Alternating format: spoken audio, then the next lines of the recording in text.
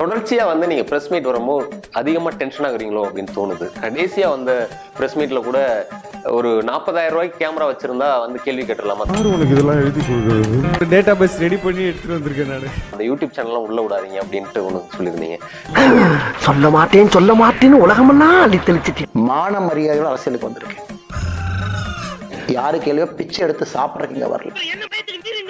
இவ்வளவு தூரம் டெய்லி இப்போ வந்து என்டர்மெண்ட் டெய்லி பேசிட்டே இருக்கு. ஆனா எப்படி பார்த்தாலும் அவங்க தான் திரும்ப வந்து ஜெயிக்கிற இடத்துல திமுக தான் இன்னமும் இருக்காங்க. அத வேற ஞாபகப்படுத்திட்டீங்க.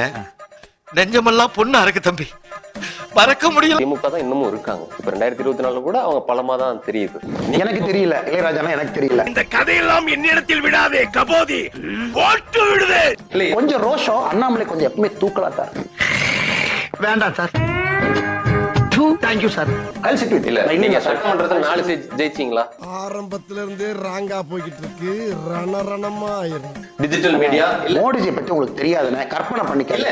அச்சுச்சோ அவரா பயங்கரமானவராச்சே, அவர்ல கொஞ்சம் ஜாக்கிரதையா இருங்கப்பா. நான் இவ்ளோ நேரமா சொல்லிட்டு இருந்த வினோதமான கேஸ் இவன் தான். அரசியல்லாம் இது வந்து பாக்ஸிங். Memory loss patient. யாரோ இவன் உள் மனசுக்குள்ள புகுந்து நம்ப வச்சிருக்காங்க. டிஎம்கே எதிர்ப்புங்கிறது ரத்தத்தில் இருக்கு, ரத்தத்துல. வாயாலே வட சுடுவார் நன்றாக, வாயாலே வட சுடுவார் நிறுத்தாமல் ரீல் சுத்துவார் நன்றாக, வெறும் கையில் முழம் போடுவார் நிற்காமல் ஓடிடும் உந்தன் பீலா.